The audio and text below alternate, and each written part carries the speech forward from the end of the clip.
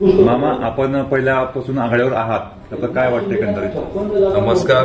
खरं जनतेचे आशीर्वाद आणि महायुतीचा नारा, केंद्रात भारतीय जनता पार्टीचं सरकार असेल की समाजातली सेवा अंत्योदय, मला वाटतं समाजातल्या प्रत्येक घटकाला न्याय देण्याचं काम केंद्रातल्या भारतीय जनता पार्टी सरकार असेल, राज्यात महायुतीचं सरकार असेल, सर्व नेत्यांनी, केंद्रातले नेते, आमच्या राज्यातले नेते आंध्र देवेंद्र भाऊ असतील, बावनकुळे साहेब असतील, आमचे नेते नामदार गिरीश भाऊ महाजन साहेब असतील, यांच्या माध्यमातून ज्या मुख्यमंत्री साहेब असतील, यांच्या माध्यमातून पालकमंत्री गुलाबभाऊ असतील, यांनी ज्या काही योजना राबवल्या त्या योजनेचं मला वाटतं जनतेपर्यंत पोहोचल्या आणि जनतेला विश्वास निर्माण झाला की आम्हाला जर कोणी न्याय देऊ शकत असेल तर महायुती सरकारच देऊ शकते. मग त्याच्यामध्ये आमच्या लाडक्या बहिणी असतील, शेतकरी असतील, सर्व कष्टकरी घटक असतील, सर्व घटकांना, युवकांमध्ये मुद्रा लोन असतील, आमच्या मुलींसाठी शिक्षण फ्री असेल, असा एकही घटक सोडला नाही की ज्यांना न्याय देण्याचं काम महायुती सरकारने केलेलं नाही. आणि मला वाटतं म्हणून महायुती सरकारने प्रचंड आशीर्वाद आम्हाला दिलेले आणि भविष्यात सुद्धा आम्ही जनतेचं सेवक म्हणून मला वाटतं आम्ही सेवा करण्याचा भविष्यात सुद्धा असाच प्रयत्न करणार. मामा, दुसरं गोष्ट की जळगाव शहराच्या अंतर्गत निवडून येणार आहात, तर जळगाव शहराच्या पुढच्या योजना काय असतात विकासाच्या आपल्या?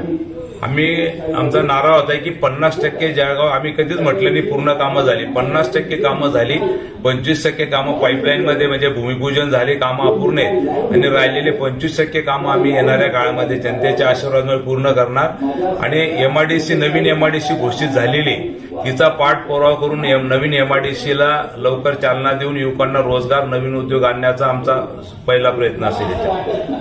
मामा, आपली टर्म दुसरी टर्म आहे विजयाची, तर आपल्या मंत्रिपदाची अपेक्षा आहे का?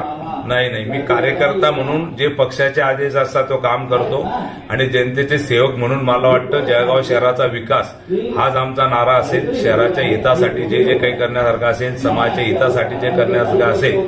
आणि मला वाटतं आमचं सरकार येणं खूप गरजेचं होतं. मंत्रिपदपेक्षा सरकार आलं तर मला वाटतं विकासाचे कामं होतात आणि मला वाटतं आमचं महायुतीचं सरकार आलेलं आहे. त्याच्यामुळे आम्ही जळगाव शहरामध्ये, जळगाव महानगरमध्ये विकासाची गंगा प्रत्येकाच्या घरापर्यंत नेण्याचा आमचा प्रयत्न असेल.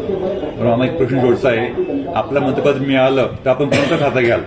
नाही, मी त्याच्यावरती बोलणार नाही, ती अपेक्षा पण नाही. मला जे काही मिळालेलं आहे जनतेने आणि पक्षांनी दिलेलं आहे, मला माझ्या अपेक्षापेक्षा दिलेलं आहे. कारण मी स्वप्नातही नाही विचार केला की मी आज तिसऱ्यांदा आमदार होईल आणि मला वाटतं इतकं प्रेम मला पक्षाने, जनतेने दिलेलं आहे, कार्यकर्त्यांनी दिलेलं आहे आणि म्हणून मला वाटतं त्या अपेक्षा मला नाही आहेत.